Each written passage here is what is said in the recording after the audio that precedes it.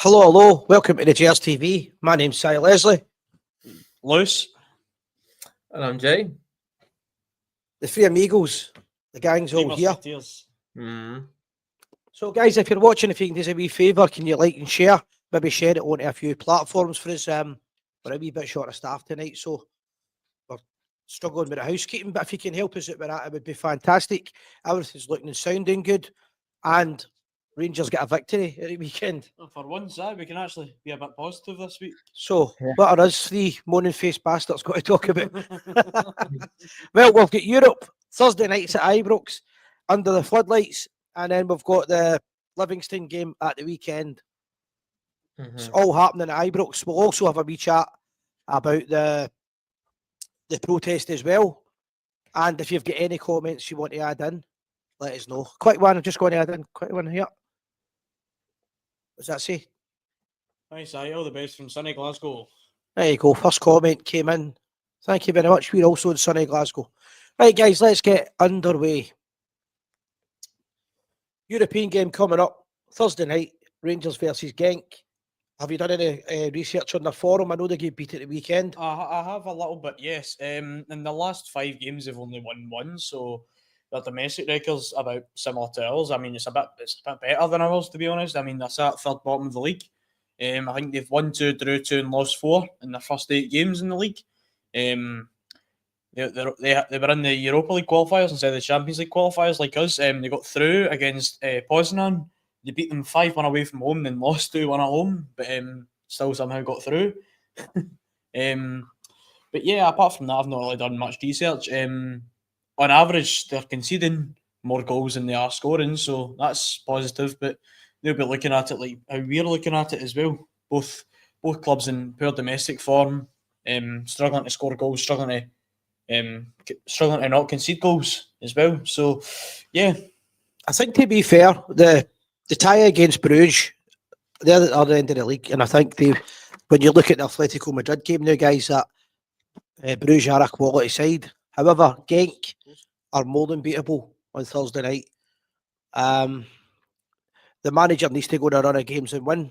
He needs to start winning with a bit of class at least, and a bit of excitement. But we need to start winning. He's got his first one under the belt at the weekend there, and I think Rangers will come out of this one strong. What's your thoughts on it, Jay? I'm quite confident for this one, to be honest, because looking at their form, they're not in great form. I know we're obviously not in great form either, but we've got obviously the Ibrox factor. And since the international break, they are yet to win a game. You know, they drew 1-1 against Anderlecht away, and Anderlecht obviously a big club, good club, and but Anderlecht got a player sent off after 30 minutes, so really they drew with a 10-man Anderlecht, and then they got beat at home to Charleroi and at home to Union Saint-Gilloise. So the form's not good, and I feel like it should be quite straightforward for us, and it needs to be quite straightforward because we need to get off to a good start in Europe. You know, we obviously haven't done that in the league, but Europe is what has given us that feel-good factor over recent seasons, and we have a favourable tie, really a favourable run of fixtures in that competition compared to last season. And it'll be good to finish in the top 8 again. So, and if we're going to do that, we're going to need to win our home games, especially against the likes of Genk. So I'm confident, but you just never know with this Rangers team. So what are we going to do? What are we going to do Thursday night? Do you think we're going to change it much? Do you think we'll keep things relatively the same against Hibs? I think we'll keep it the same as Hibs. I mean, you know what they say. I mean, if it's not broken, don't fix it. But I also think Russell Martin's a bit too stubborn to change it too much as well. I mean, I don't think we'll see many changes in terms of like the starting lineup either. I think we'll approach the game similarly as well. I mean, I know you spoke about the Hibs game last night, but Hibs looked very well structured. Teams are coming to Ibrox and knowing how to play, knowing where to attack. And to be honest, I actually don't think we changed much about our style of play. I think we just did it better the weekend. We never actually changed much from what we've seen in the last maybe few weeks, couple of months or whatever. I don't think the style of play is going to change the whole season. No, I don't think. I think it's going to be that same possessive style of football. And that even, and when I'm saying that, as long as it's Russell Martin in charge, I don't think even if the fans complain about that, it will change. No, I mean, my opinion on Russell Martin hasn't changed much, to be honest. I mean, I'm glad that we've gotten ourselves into a semi-final. We've got a tough draw against them. I really hope that we can kick on from this, and I really hope he changes our mind and we come around to actually no minding Russell Martin, but I don't see it happening. But like you never know in football. You never know. It's going to be a tough game on Thursday night. There's no doubt about it. I mean, both as I stated before, both clubs are in poor form, especially domestically.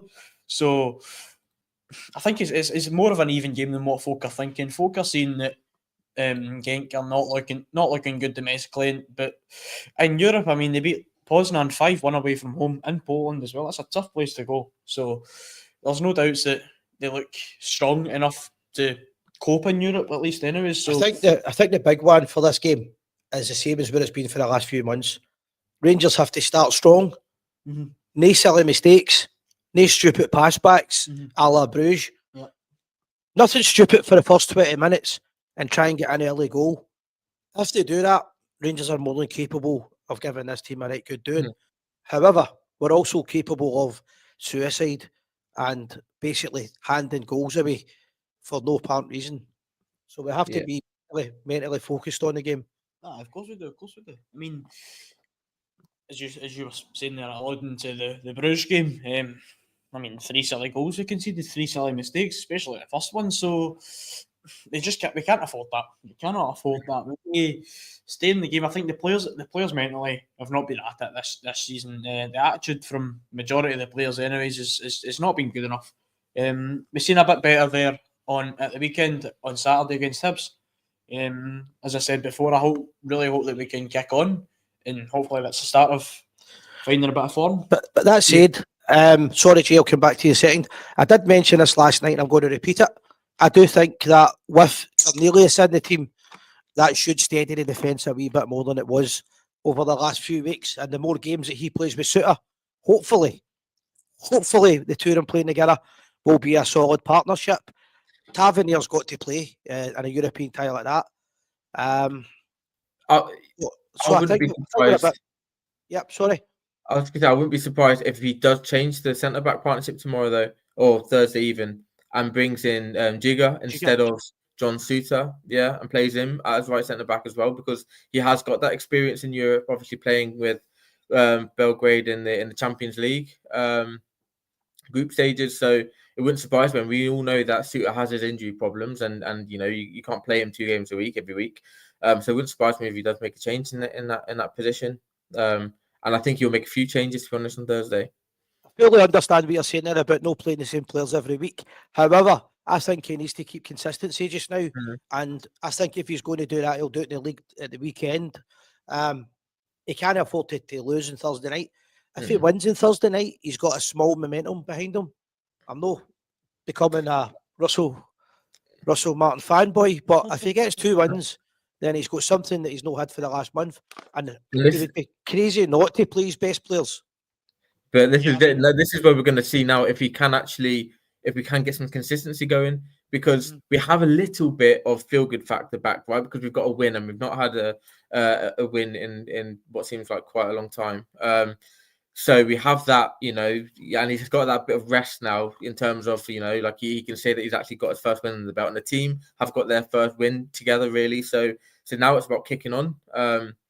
But can they do that? Can Russell Martin galvanise the team to go again? Because it's not just about getting 1 win, getting 2 wins, getting 3 wins. We need run of 10, 15, 16 wins on the trot, if we're going to actually do something this season. And it has to start now. He also needs to have some small victories. And when I say that, success is on the park. It's okay telling us that they're doing it in training, but what I want to see is clean sheets. I want to see a defence that understand each other, look as if they've met each other before and played together before, trust each other, and stop putting silly pressure on the goalkeeper for no reason. Back to the Souness days when they built the great defence, the rest of the team started to iron itself out. So I think it's a big one. They need to try and keep a clean sheet, and they need to get an early goal. Can they do that? I think they can do it, and I think that they have to play with Mijokovic up front. Mijoski. Who's Mijokovic? That's the guy for the Karate Kid. Well, that's actually a question that I was going to ask. I mean, I believe. How to pronounce his name? No, well, one of the questions that the Gers TV actually put out there during the live, I believe Gordy put that out for us. Thank you very much. Yep.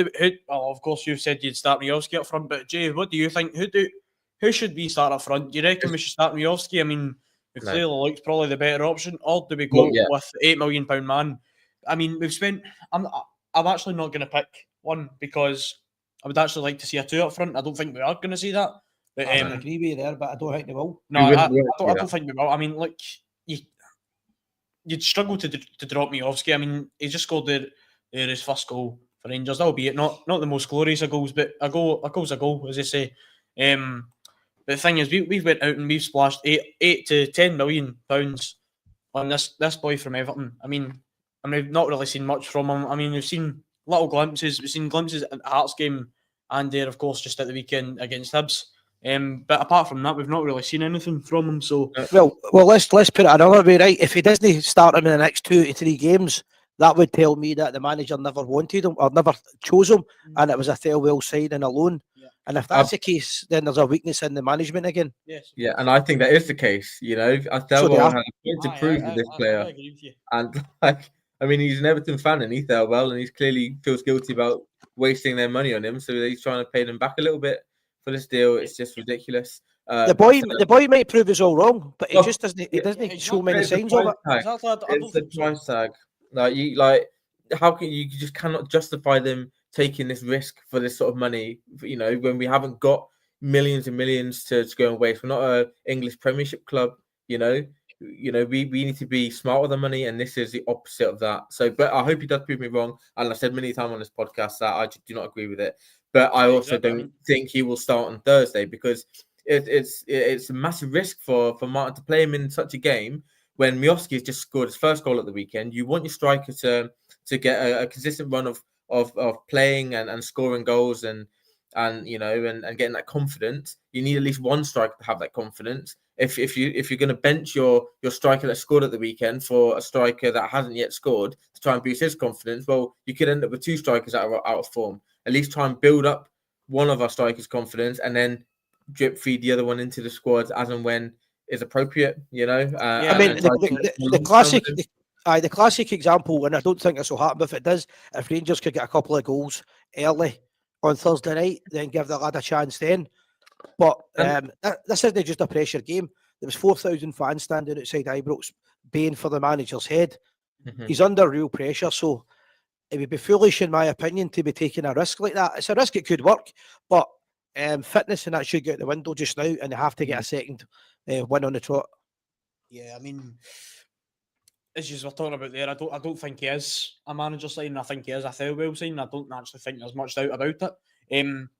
But if the manager's not starting him because he didn't want him in the first place, I think that shows that he's writing him off. I mean, like he doesn't have a good track record at Everton and even Sporting Lisbon either. But I don't think we should be writing him off this early. I mean, he is still a young boy. I mean, he never actually got consistent game time at Everton. The majority of his appearances came coming on the park 5 minutes to go in the game. Mm-hmm. So we can't afford to write him off. I mean, he probably needs a right good 90 minutes, and it's not the right time to give him it. No, I mean, absolutely not. I mean, not in a massive European game like this. I mean, your first game in the league.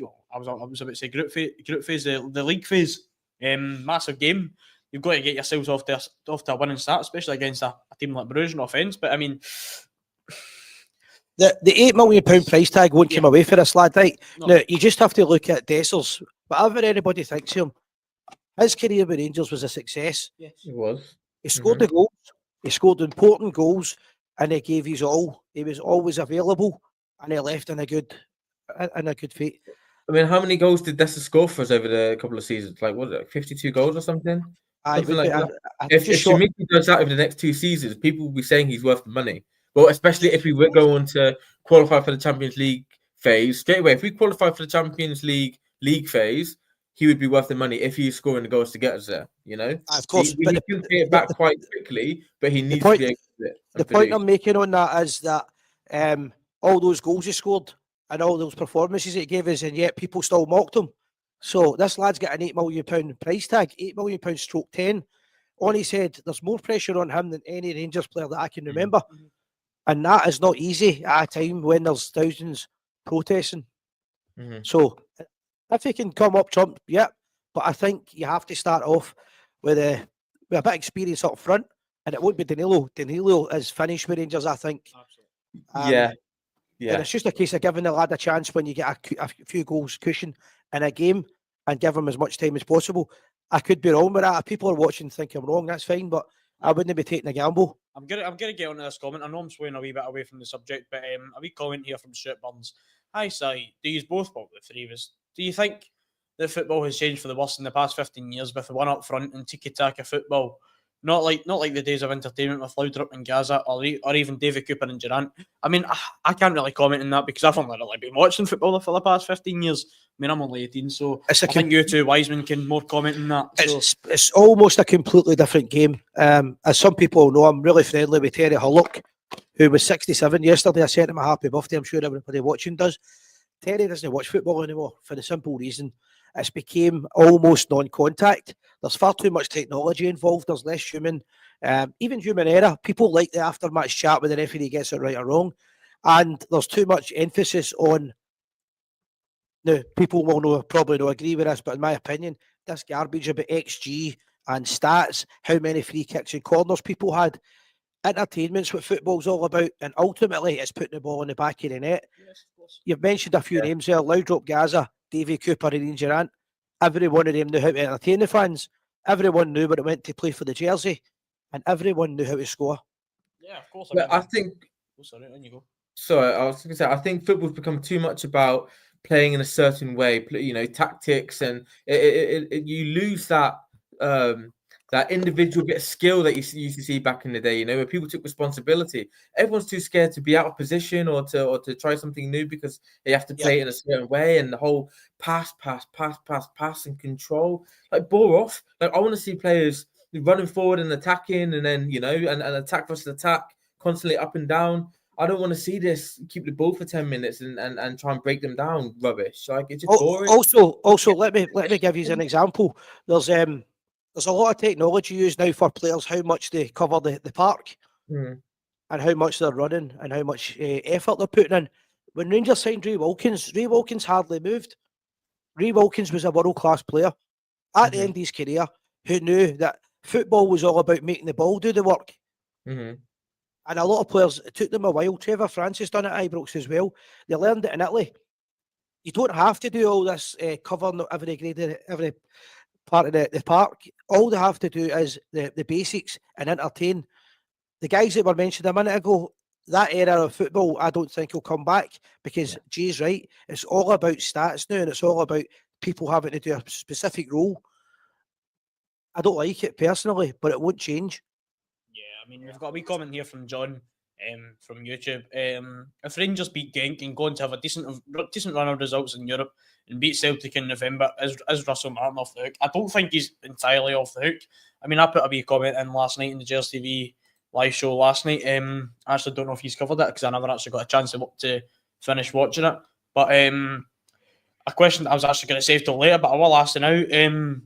If Russell Martin goes on to win the League Cup, a decent run in the league and do not too bad in Europe, do relatively okay in Europe, does your opinion on him change? I mean, look, it's a big time frame. It's said about 2 months time frame. So, look, it's a long time. Anything can happen in the next 2 months. I mean, we could go on a decent run, beat Celtic in the League Cup semi-finals, win the League Cup final, go on a decent run in the league, get back to being in some sort of a title fight, do okay in Europe. We could. Would your opinion on Russell Martin change much? My opinion, or the fans' opinion in general, if it was to win the League Cup and go on a run and get us from, because we could technically be bottom of the league in the next few days, get us up to the top. We're bottom of the league tonight. Aye, if the results go. Yeah. If it was to do that, then a big proportion of the support would change their mind, and quite rightly so. It would be the biggest comeback since the resurrection, probably. Personally speaking, I wouldn't want to be a hypocrite. I don't like the manager, and I probably never will. Do I think he's going to get sacked in the next few weeks? Probably no. I've got a funny feeling the Americans don't view it the way we do. No. And I'm not knocking the protest because I was there, for all the protests, I don't think they're as concerned as we are. Yeah, well, I mean, my opinion on him wouldn't. As a manager, I think my opinion would change, but as a player, I just don't think he's a likeable man, to be honest. I still think he's not up to Rangers standard, not wearing the suit and tie. It's the small things, but That's not what you called him in my motor.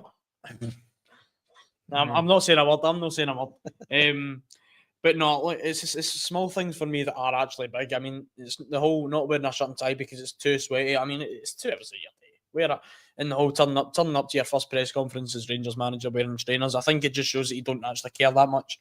If you're turning up looking really quite scruffy like that, I mean, he signed a contract with a clothing firm before he got the Rangers job. That's why he wears those clothes. It's nothing to do with sweating or anything else. Yeah. It's a financial gain he's done that for and nothing else. Yeah. But at the end of the day, I think a Rangers manager should always be wearing. I think any football manager should be wearing a shirt and tie. For me, to be completely honest, I don't agree with managers wearing a track. I mean, wear what you want. If you get results, you get results. But the thing is, we aren't getting results.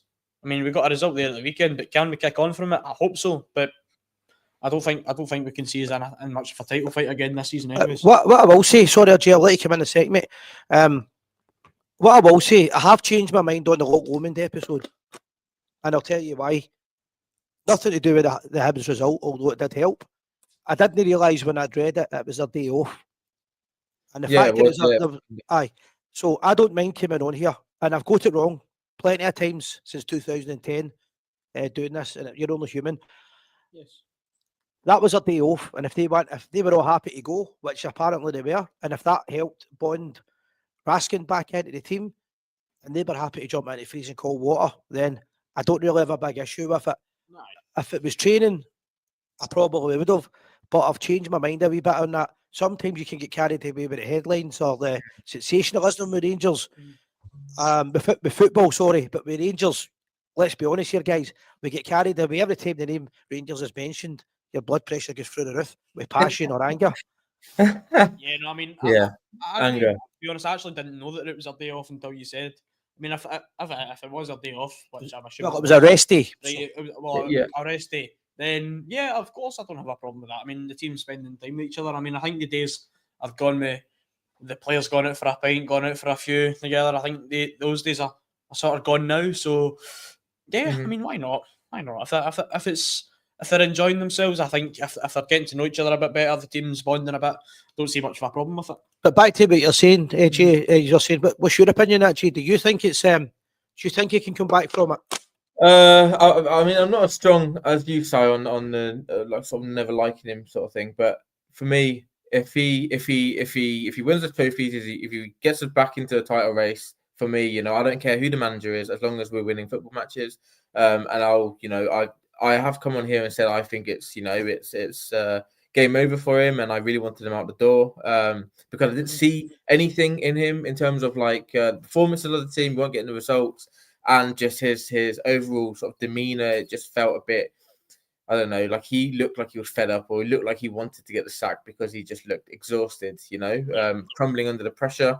But if he can turn it around and he shows he's got that, you know, that's something about him to be able to do that, then I'll more than happily hold my hands up and say, you know what, he is, you know, proved me wrong, and I hope he stays here for many years, wins as many trophies, and there's a statue of him outside the ground. I would happily have that right now. You know, if you say there's going to be a statue of Russell Martin outside the ground, that means he's been a successful Rangers manager. But and going to my opinions on the sort of the trek up the hills, I personally, obviously, being an ex sort of army guy, I understand the need for that time to bond together, you know, outside of a work environment, and how you really get to know each other then, you know, because if they're going into training every day and just, you know, going through the drills or whatever they need to do, you don't really get to know someone, do you? You sort of get to know them away from the work environment, and having that personal bond with each other can just maybe just generate that extra 1-2% of effort to try and help each other out on the pitch. So it's one of the ones. It's one of the ones. If you win, you get away with it, and if you lose, you probably would have a different opinion. But I hope they do more of it. You know, I hope they do more of it, because this is a brand new team. There's so many new players. Ben Nevis might get a result on Thursday. You know, well, you know, and especially like you say, it was a day off. It's just extra time that they can bond and try to form some partnership within the group and get some camaraderie going, and just try to enjoy being around each other and enjoy each other's company, because again, that's how you're going to build a successful team. You're not going to build a successful team if everyone hates each other. I don't think that works. So Yeah, of course. I mean, You want to go with that comment? Stuart Burns is coming in with a comment. The only one showing he's talking about a bit of exciting attacking football is Gassama at the moment. Stuart's old enough to remember this as well here. It used to be the old days when the wingers would swap. I know I repeat myself every week now, but I would like to see Ant-Man playing more often, or Curtis playing, and I would like to see them swapping wings every 10, 15 minutes, whenever they want. When they've got the better of a defender, changing over, no asking the manager, just changing over. Gassama playing out of position is criminal, because that guy is, you're correct, he's the one guy that has a bit of excitement and he's electric when on form. But playing players out of position is a bad move when you don't have to. It's different when you're in a position where you can't, you haven't got an option. Yeah, I mean, I think he just looks out of place in the right hand side, to be honest. I mean, I think putting him out of position so we can prioritise one of Tottenham's youth players, I just don't think that makes sense. I mean, as we spoke before, I think if there is some sort of clause in his contract, and I mean, I think correct me if I'm wrong, I think Mikey Moore actually can play on both sides of the wings. So why don't we try him out wide? Or he can even play in a 10. Try him through the middle. Put Gassama in the left, back in his natural position where he's performing his best, where he can cut inside onto his right foot and score the goals. Because that's what we've seen earlier on the season, and especially against even Panathinaikos and Victoria Pilsen as well. I mean, we've seen what he can do. We've seen that he can cut inside, he can score goals. We've seen that he's got pace. We've seen that he can dribble the ball. Why doesn't he show us more of that? If he's played on the left hand side, he will show us more of that. Why does Russell Martin continue to play on the right hand side? I don't know. I would say that their natural instinct, Ant-Man as well, would be they're more direct wingers, the old style kind of wingers, but that doesn't appear to be the way the manager wants them to play. But Rangers seem to play a lot better when we're more direct.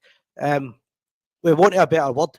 When we're fanning about with the ball with 20, 30 passes, it doesn't suit us. It suits other teams, and it might eventually suit us, but it gets the fans frustrated. And by the time the deadly ball comes in, our wingers aren't expecting it. Yeah, I mean, I still stand by the point. I mean, the whole passing the ball about the back 20, 30 times, I still stand by the fact that I think only certain teams around the world, only a few teams around the world can actually play that style of football. I think your likes of even your Man Cities with Pep Guardiola, your Barcelona's, Paris Saint-Germain's, etc., all those sort of teams, those are the teams that can get away with it. Rangers can't get away with it because these teams now know where to attack us.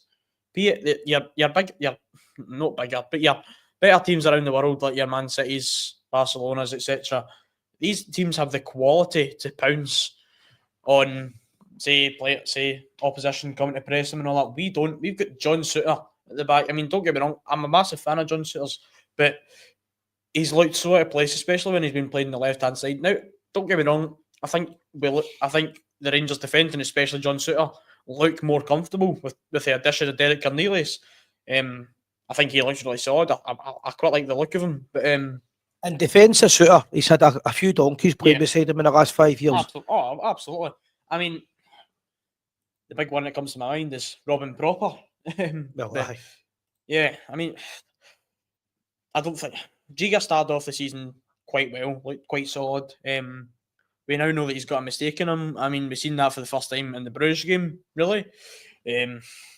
I don't think we're going to see him really get much regular football. I think our main centre back pairing will be Derek Cornelius and John Souttar, unless we bring somebody in January window. I don't know. The sooner Sterling's back, the better. Yeah, absolutely. I mean, I'd like to see him back in at left back. I mean, as much as he's right footed, I do think before the window shut, I did think we need more depth in the left back, because I thought the John Souttar injury, not John Souttar, the Dujon Sterling injury was a lot worse than what it appears to be. I thought he was going to be out to at least December, January time, but if he's going to be back some point, start of maybe middle next month, I'm hopeful. I feel bad for the boy Magoma, to be honest. He's not had much regular football. I mean, I think he'll become a good player. I hope so, but it's just a lot. It's a very, very hard team. Rangers are a hard club, and it's one of the worst times ever in our history to come in and play for us. Absolutely. And you're coming to a new culture.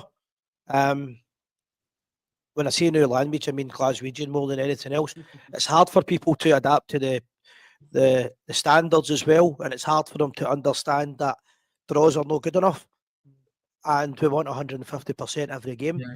But I think that lad has got a chance, but it's about playing him at the right times. But I think we need to get a solid defence with Sterling in it, and we need to play them regularly. And I think you'll then see the best in Suter, because Suter's been playing out of position as well, playing with a few donkeys. Every time Rangers get beat, he's one of the guys that gets to blame. Emotionally, that takes its toll on you. Yeah, I mean, I think once Dujon Sterling comes back, I think the days of Max Aaron's starting at left back, I think those days are long gone. Yeah. But once Dujon Sterling comes back from injury, I don't think we'll see Migoma as a regular starter. I think if Dujon Sterling can remain fit and remain in good form, I think we will see him probably be your main starter for the remainder of the season at left back. I can't see him ever staying fit. Dijon Sterling, I've lost count of how many times we've said that. He needs to stay fit. But I do think it's really unfortunate as well. Cover.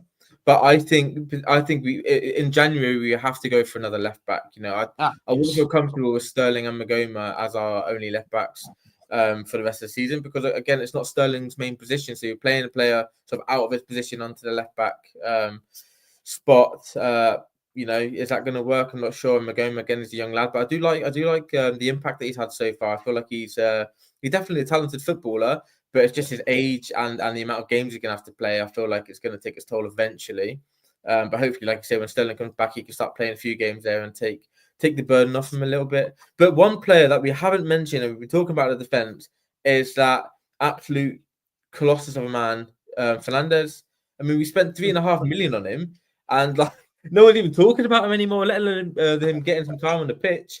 Like, it's just a forgotten man. So it's like, why did we spend that much money on him for him just to not play? So I don't quite understand that. I think he's going to be. It's interesting you're saying that. I was actually going to mention the fact that when I say easy games, I mean easier games, and I don't mean Europe. It's going to have to come a point where we experiment with the three at the back. If we've got Cornelius, who's more than capable, we've got Suter, we've got Tavernier's done it before, but I wouldn't be playing him in three at the back. But Suter, Cornelius, Sterling, or Fernandes, whatever. There has to be a point where the smaller teams in the league, now we're setting boat now, so we're one of them, but once we go back up, which I'm sure we will do the next 2 weeks, but there's got to be a point at Ibrox where we're playing three at the back and two up front and dominating the midfield and really going for these teams, less messing about in defence and really hurting them. Will he do that? I don't know, but I think that's something that I think he should be looking into. Yeah, well, I mean, I three at the back, I would be open to, and as you said, the easier games. Say if you get an easier cup tie at home, or even away from home against one of your lower league clubs, or even your games at home against your Livingstons, even your Falkirks, Motherwells, all those sort of teams, St Mirren's. As much as I said before, Motherwell and St Mirren actually do look not too bad. But I mean, these sort of games at home, the games that you should be winning, and that you most likely will be winning. Why not experiment with the tactics? Why not even try a three at the back? Why not try a two up front? Why not try and overload on the left hand side, the right hand side? Why not? The reason I'm saying it is more than anything, as the teams have, as all the teams that we've played so far, and include Dundee, Stephen Presley, I've got our system sussed in it. But when you start with the players that we've got, the staff that Rangers have got, we've got so many different players. Classic example, you've just mentioned, the big boy Fernandes. If nothing else, he causes a threat up front and corners and set pieces, which we don't really have. What a goal at the weekend from Raskin, probably the smallest guy in the park. Mm-hmm. So you can change your tactics and catch teams unaware, and then quickly, if you have to, go back to the four at the back, because we're never going to play with 11 players anymore. It's a squad game, so it's going to change during the games anyway. I mean, talking there about Raskin, sorry. So I was going to say, I'd be worried that if he's trying to switch it too often, he's going to confuse the players, because the players seem to be, for the most part, confused about the formation he's trying to implement as it stands, let alone then trying to play a different way. I can see it potentially happening in Europe, where we want to be more compact, play with 5 defenders, and maybe one of the biggest strikers with Gassama running off him, etc. I can see that happening, but I would be worried if we go to 3 at the back for the likes of a Falkirk away or something. Because then you're sacrificing. You may put another striker on there, but then you're not going to have Gassam playing or Ant-Man playing necessarily, because you probably go with the 2 strikers that we've got, bar Danilo. You go with Shimiti and Mioski, and then you lose that sort of attacking threat in the wide areas. So I'd be surprised if he does that. I could see it potentially in Europe, the way Barry Ferguson did that, didn't he, last season away at was it Fenerbahce? But It's a bit surprising managers and surprising teams. Yeah, but I hope he focuses mainly on getting the current formation that we're trying to implement right first before trying to change things up too much, so as to not confuse the players. Yeah, I mean, a wee comment here just from Stuart Burns. I mean, against B teams, you should always play two up front. I mean, the last time we played two up front, we played Kilmarnock and we beat them at 5 or 6-0 at home in the midweek game. I mean, what does that say? I think Miovski will be a far better player with two up front. Absolutely. For his style of play. Absolutely. I mean, we've got the two big guys. I mean, of course, you think about two up front, you traditionally think about big guy and a wee guy to win the flick-ons, but two big guys up front. I mean, a two up front, I think that would look really threatening. I think going forward, I think you're guaranteed goals with two strikers up front. I mean, I think Chermiti probably will come good if he gets integrated into the team properly. He needs more than 20 minutes and half an hour games. Oh, of course he does. I mean, as we've seen a comment earlier from Alec Kelly. I mean, as much as I know I put it up on the screen, Chermiti's been integrated into the team. And you look at the likes of Alexander Isak at Liverpool, they brought him in for 120, 125 million, and he's not even really getting regular game time. He's coming in 20, 30 minutes. But we will see him start for Liverpool, and we will see Chermiti start for Rangers. Good point there, Stuart, saying good players adapt. That is true. Yeah, of course they do.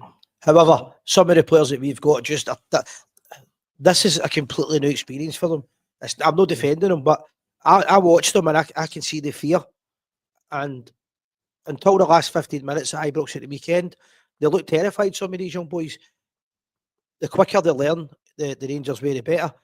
But they don't have time. That's a big problem. That's why I think Thursday night is a massive game, because they have to get a result. Some comments coming in here, guys. A comment here from Peter, how you doing, mate? From Peter McCready. We've bought Miovski, a player who doesn't come back to look for the ball, but we haven't played long balls to let him run in behind defences. Correct. I mean, yeah, I would agree with that. I mean, that's probably true. I think he's just a big target man for me. He's a penalty box striker. He's probably the sort of only really penalty box striker, big target man that we've had since Antonio Cholak. So, yeah. If you're going to buy players for a specific purpose, use them for that purpose. Absolutely, of course. I mean, play the ball over the top, get him to win it, play the ball in behind the defence, play it into him. I mean, so Alex put in a comment. Sorry, Alex just put a comment here that fell. Well, I don't know if this is true. Believes in a 3-5-2 formation. Well, that's my point, Alex. Well, we've got the players for it. Why obviously he's not the manager, but I'd like to think they talk to each other. He might believe in a 3-5-2 formation, but he's not the one coaching the team. So it's like, what has Russell Martin played predominantly in the past? I'm not sure if it's a 3-5-2, probably 4-3-3 is his formation. So surely they wouldn't have a miscommunication there in terms of like the buying players for a certain formation. Surely they'd go for the same one, which would be the 4-3-3, in my opinion. But yeah, you never know. They might change it at some point to a 3-5-2. But for me, I'd be surprised with that, especially at the minute when we can't get our head around the 4-3-3. So we've not got long to go here, guys. We'll get a wee chat before we move on about the midfield position. Raskin was outstanding at the weekend. There's no way he can drop him because the backlash with the support alone. What do you think? What's the setup with the midfield then for Thursday night? For me, the midfield would be. I would like to, of course, Raskin in the team. I think we will see Diamande. I think Diamande will probably start. I think that's his favourite midfielder, which is fair enough. Everybody's got an opinion. Possibly. I mean, in the third midfielder, I don't quite know, to be honest. I think it will probably be Asgard. I mean, do I like the look of him so far? Not really. It looks a bit lazier. But as you said, I think Ray Wilkins, we were talking about, you don't need to be running all about the park to be a world class player. I think Asgard hit the bar from about 30 yards out 2 weeks ago. Hearts game. See if that goes in. That changes his mindset. Scoring those goals for Norway midweek and then scoring at Ibrox, screamer. All of a sudden you're full of confidence. So football can change your opinion, your mindset at times. I think there's a player in him, but he's another one. Bielski's got his goal now. We're hoping that he can get one and start to cause more of a threat. The only one I've got concerns about now in that area is I would be playing Curtis before Moore for the simple reason Curtis is going to be there for the long term. And I've got a feeling that Moore needs dropped. I think that there's a great player in him, but he looks as if he's terrified to chance anything and take responsibility. He's quite literally, he's just a wee boy playing football at the highest level. Yeah, at the highest level before though with Spurs though in European football and even in the Premier League. So. But he didn't look out of place with him. He looks out of place with Rangers at times. He's certainly got the ability. I don't doubt that whatsoever. Sorry, Jay, what you about to say there? I feel like he is playing scared. It's like he's probably not used to an atmosphere like he's seen over the last few weeks. So he's probably thinking, I don't want to give them any reason to boo me. So I'm just going to play it safe. And he probably had lacked a bit of confidence because of obviously not been performing to the standard he probably thinks he can perform at. So, but he needs to drop in for sure. I'll be very, very, very surprised if he starts on Thursday. For me, it's Ant-Man every day of the week. We need to get his confidence up.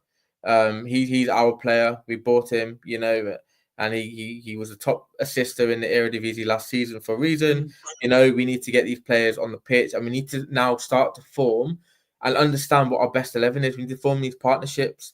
I want to see Gassama on the left, because I want to see him not just build the relationships with Miovski coming in off that left-hand side, but also with Magoma, so they got a better understanding with each other in terms of, when Gassama comes inside, Magoma then goes on the overlap and being able to find him when he does go on the overlap and trying to build those relationships, I think is really important.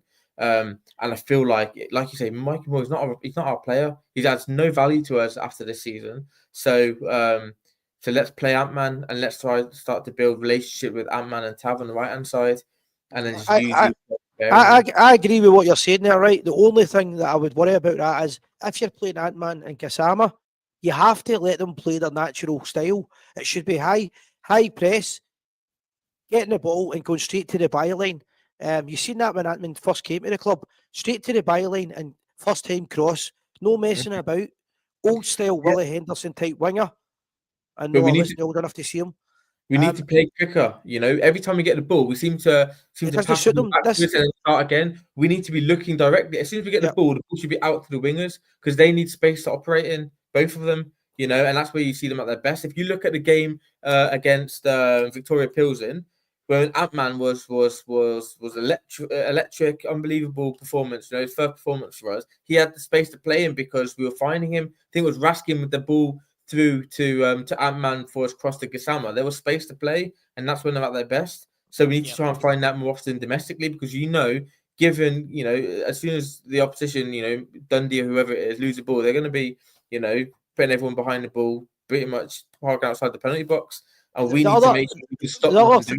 The other thing about what you're saying there, Jay, that's what gets the fans on their feet. That's what gets the fans getting behind the team. That's what gets the players, their blood rushing. Messing about this slow, tippy-tappy football, it just frustrates the support. It's not something that I've really seen at Ibrox. I can only think of Dick Advocate. One season at Ibrox done it, and it was fantastic. But the players that he had and the players that we've got just now, there's no comparison. It's apples and oranges, really, to be fair. Let's go talk about Orange, and let's maybe talk about Orange in this channel. But yeah, I mean, a wee comment here from Stuart Burns that we had up on the screen before. What about Barry Douglas saying that? Oh, sorry, that's another one. He was saying that Rothwell's playing out of position, but Rothwell liked it. The comment. Well, Rothwell's supposedly been playing out of position in the six.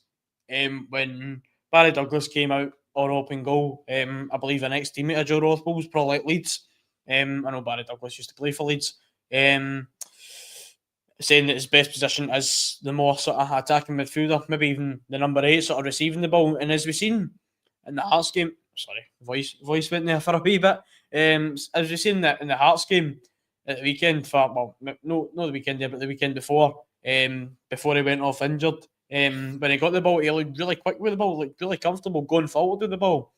So it clearly shows that he's got the ability to do that, and I do think he has been played out of position.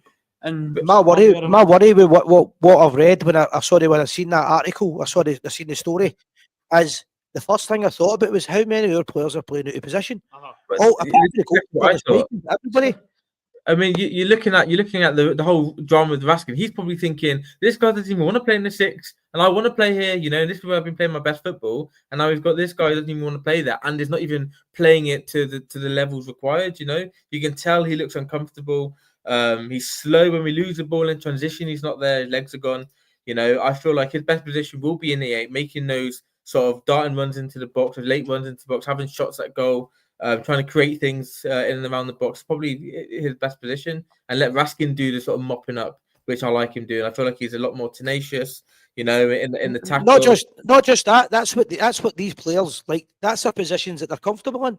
Yeah, That's but then you look at the Gassama and the Ant-Man situation, or Mikey Moore. So in the old phone, you play Gassam on the right, and you play Mikey Moore on the left. But then even when Mikey Moore comes off for Ant-Man, he plays Ant-Man on the left and leaves Gassama on the right. And then in the Hearts game again, like Gassam's on the right and Moore's on the left. And you're thinking, like, why are these players all playing out of position? There's no wonder we're 11th in the league, potentially 12th after tonight or after Saturday night. Play players in the right position that they feel comfortable in, and you'll get the best out of them. It's not rocket science. Why is he trying to overcomplicate it? If Rangers get a few goals victory on Thursday night, who would have thought that this early in the season Rangers could be top of the Europa Group League and bottom of the Scottish League? I mean, it almost sounds incredible, but that's the situation we came in. I know.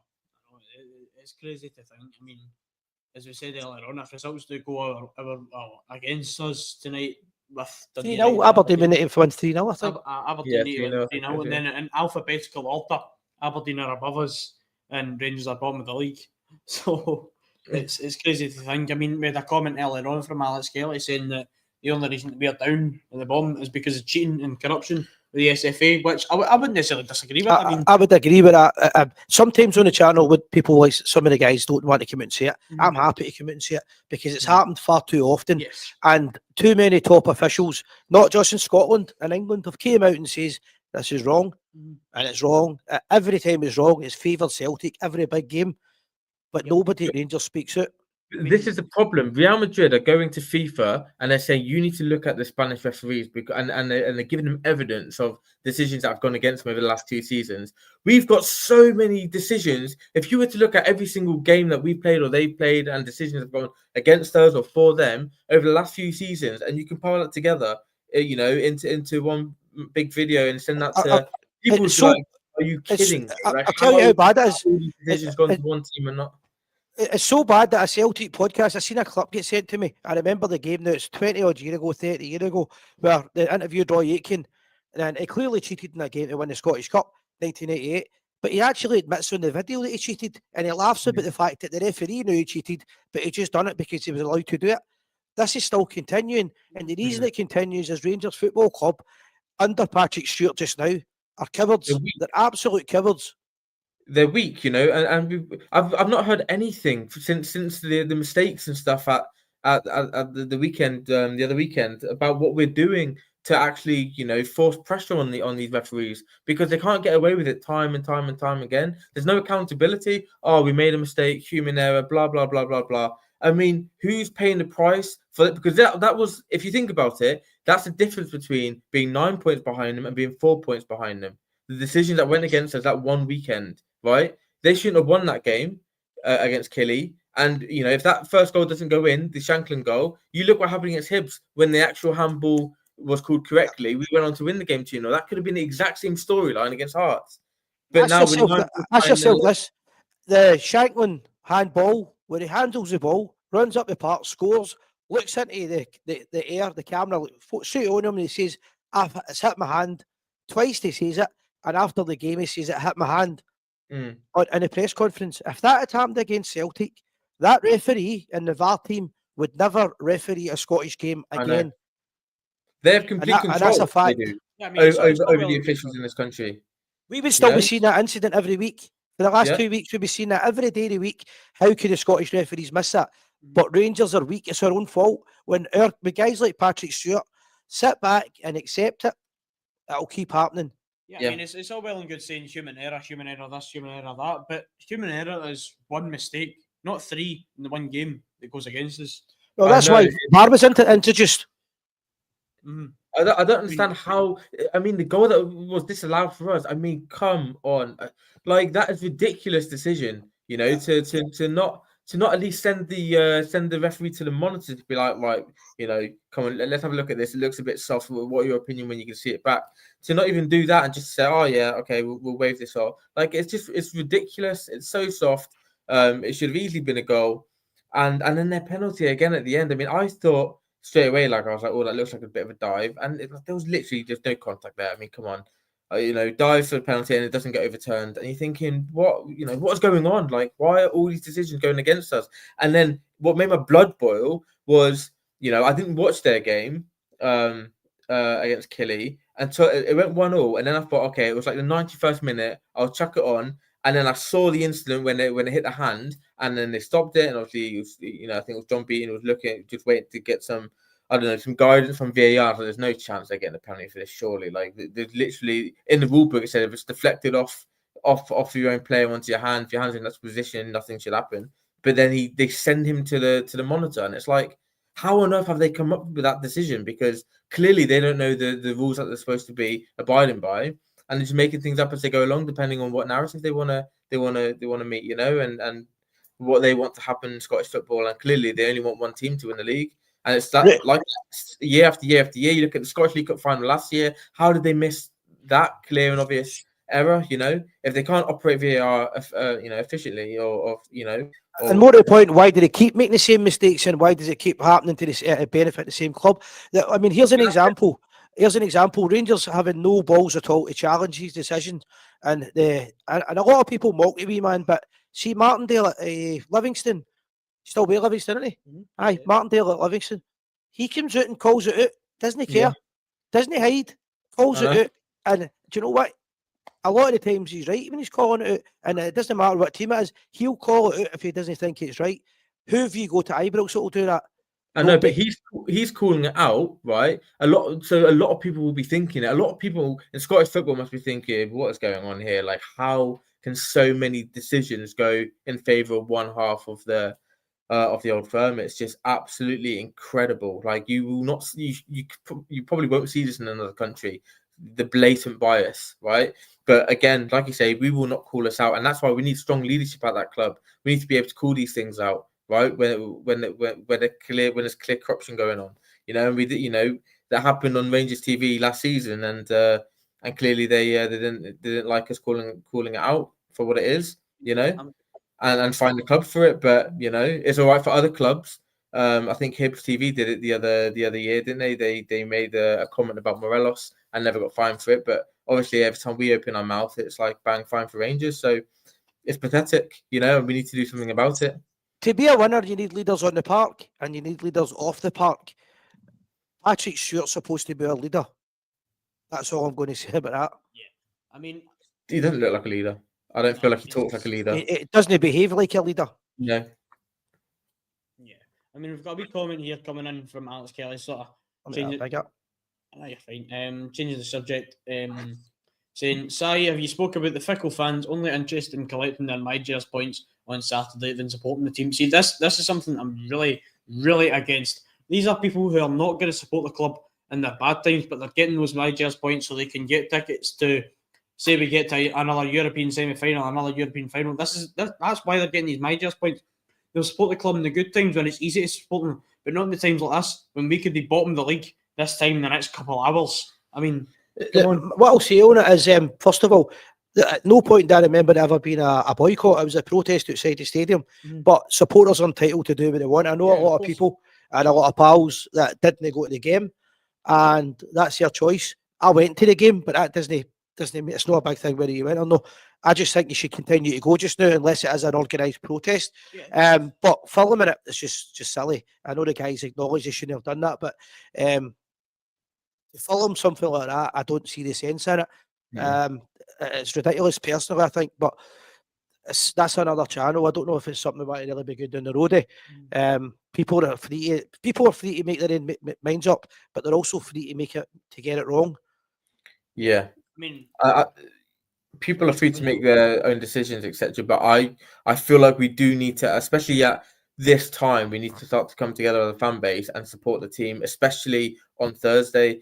There's obviously, talks about us being nowhere near full capacity on Thursday for a European match, which I just think, it can't happen. We need to make sure that we're supporting the team because we need to give them a lift as well as they need to, perform on the pitch and to perform for us. We also need to make sure we're going to give them a lift as well. And Thursday, some of these players won't have experienced this atmosphere before on Thursday in European nights, and we want to give not just them a night that they can look back on and be like, wow, I want to play in those type of games more often, but we also want to showcase ourselves to the wider world about this is what Rangers is like, this is what Ibrox is like on a Thursday night, and that helps attract more and better players because they want to be a part of it. And I feel like taking this opportunity to protest or to not turn up, I feel like it's going to damage the club long term when really we need to come together to try and help improve the performances on the pitch. Aye, so just go back to that, Alex, if you want to give your own opinion on it, obviously it's a free forum, you can give us that as well. I know you were upset about it, and quite rightly so. The only thing I would add to that, G, is the fact that I think the pricing structure was a bit expensive, to be honest. We did expect that when the Americans came in, we did say it would happen. I think they could have lowered the prices down a wee bit, to be fair. The support's been there through thick and thin, and I think they could have lowered the pricing down. But we want Ibrox to be bouncing, we want it to be busy. Thursday nights under the floodlights, it's a good experience. We'll see what happens, but it's all about just getting a bit of momentum now. But I don't remember any point anybody saying there was a boycott. There was a protest. That's all I remember, and I still stand by that. I went to the protest, I filmed it, but I went to the game. Other people didn't. That's there. It's not for anybody to tell people how they should do. You should do what you think is right. But I think that the players just now need the support because there's a serious confidence issue, and an empty stadium doesn't help with that. That's just my views. People can disagree though. Yeah, I mean, I wasn't at the game because I was working, but otherwise I probably would have went. I mean, for example, a lot of, as we spoke about it before, my supporters bus had probably about 5 or 6 people going at the very most, and other buses weren't even bothering to run to the games. Just after that comment, as you were saying, would you want to sign for Rangers under Russell Martin and the anger of the fans? No, you probably wouldn't, to be honest. Not at this stage. Not when Rangers are second bottom in the league. I mean, you could argue whether that's down to the referees or whether that's down to poor performances. I mean, I'm not going to get onto that right now. But the fact that Rangers are sitting second bottom of the league, there's a toxic atmosphere at Ibrox right now, and against your sporting director, your director of football, and your manager. There's a massive, very, very toxic and horrible atmosphere around Ibrox right now, and fans aren't attending games, and you've got a massive European night coming up, which I'm certain probably won't sell out at this rate. No, you probably wouldn't want to. Like, people talk about, the history of Rangers. Rangers are massive. Rangers are worldwide. Yes, Rangers are worldwide. Rangers do have one of the best histories in the world. But right now, in the current state the Rangers are in, I'd be very surprised if anybody wanted to openly come to Rangers. As a player, it all depends on mentality. There's a lot of players would absolutely thrive at Rangers under that pressure. A lot of people, guys like Shanklin, for an example, people might say he's not good enough. That's a different debate. He would want to come to Rangers. Loads of people would want to come to him. But the question is, people that are no Rangers men, would you want to come? Well, the only way that's going to change is getting results. Yes. It's all right. Everybody talks about the pressure the players are under. The fans have took this for 10, 15 years now. It's been a hard struggle. So I just think that if there's an organised boycott that everybody wants to do, that's different. But the protest was outside, and then inside was going to the game, is what I believed. And if you didn't want to go to the game, don't go. It's your money, do what you want. I kind of stand by that, to be honest. But to quote the old Jimmy Sanderson for the 1980s on Radio Clyde, we want bums on seats. That's what we want, bums on seats. But that's true. I mean, you want, as you said before, you want Ibrox to be full. You want it to be bouncing, and it wasn't that on Saturday. I mean, Ibrox was half empty. I think the attendance was at 35,000, 36,000 or something. That's nowhere near good enough. nowhere near good enough. And look, I mean, we've got Alex Kelly coming in there saying nobody asked for a boycott, not the UB, not the RSA, not FAB. The only people calling for a boycott were silly Rangers forums. They're hurting the team to get the manager. That's wrong. Look, I'm always a massive fan of if you're choosing not to go to the games because Rangers are poor, you can't call that supporting your team. Because you can't call yourself a supporter if you're not supporting them through thick and thin, for me. That's how I feel anyways. Anyway, time's moving on, guys. We need to watch for time here. What about the draw? Celtic versus Rangers League Cup semi-final. Thoughts? Yeah, I think it suits us, to be honest. I prefer this over one of the others, to be honest, because we turn up in these games against them. You know, we have done for a number of games now, and I feel like this was the worst draw for them. So, and I feel like they will be dreading this game more than we'll be dreading it, to be honest. So, yeah, bring it on. Let's get some revenge. You know, when was the last time we beat them at Hampden? Maybe was it the 2-1 cup final? Was it? Did we beat them after that? We should have beat them in that one you spoke about earlier. Yeah, we should have. Yeah, we should have beat them in that one. But it's been a couple of years maybe since we beat them there, and I feel like we're due one now. I think it's a great draw for Russell Martin, and here's why. Everybody expects him to get a sack in the last month there. In the last 2 weeks, even the media was saying he's going to get a sack. He's still hanging on with a ball here. Now, if he gets beat with Celtic and he gets a sack, there's no real pressure on him because everybody would say, well, we knew it was going to happen. What if he beats Celtic? What if he gets a couple of wins and he beats them? He's really under no pressure by that game. That game is one of the ones that all the pressure's on Brendan Rodgers. A wee bit like the Hibs, the game at the weekend. Hibs were so full of himself, the pressure was all on them. And I think he's been quite a lucky manager, Russell Martin. I've said that a few times with the way things have went. Fenerbahce, sorry, but it was a game we played earlier on this season. Panathinaikos, all over us at Ibrox, who just couldn't really put the ball in the net.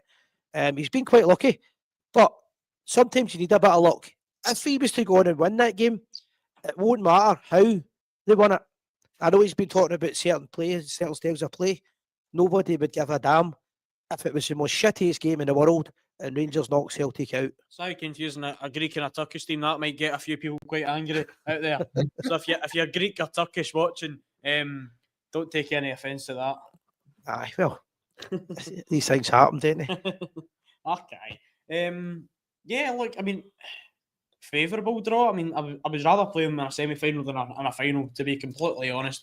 Whoever wins a game wins a cup. I wouldn't go that far, to be honest. I would. Look, I mean, obviously, Rangers or Celtic, whatever one get, Rangers or Celtic, both favourites to get to win the cup, probably Celtic being the favourites. Obviously, whoever wins, if say Rangers Motherwell or Rangers St Mirren, like you would automatically back Rangers to win it. Anyone would, even St Mirren fans or Motherwell fans, whatever, would probably back Rangers to win the final. But you just truly never know in football. They say on paper Rangers look great, but football's playing in grass, not paper.